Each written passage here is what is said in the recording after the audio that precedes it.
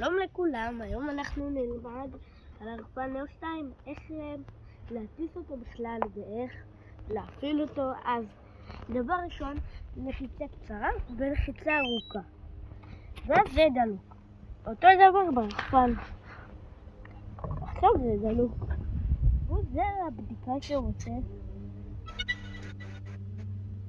ועכשיו בצורה כזאת זה מניע אותו, ועכשיו הוא יכול לעלות. כמובן שמי שלא יודע לקנות בו, הוא צריך להקליט.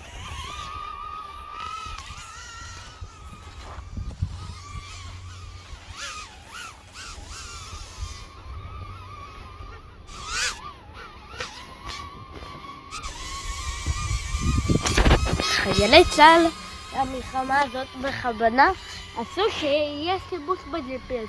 פה אין שיבוש, אז אני יכול להטיס את הרחפן, ואם יש שיבוש ונגיד זה מראה לי שאני נגיד בירדן, אז הרחפן יכול ישר לטוס לירדן. עכשיו אני נלחית אותו.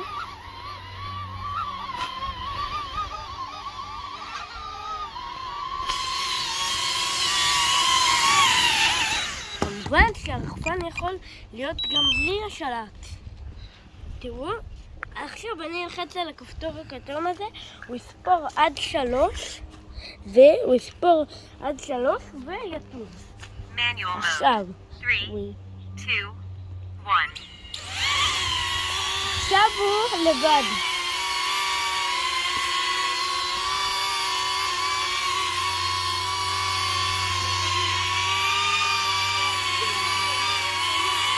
תשנו סימנים.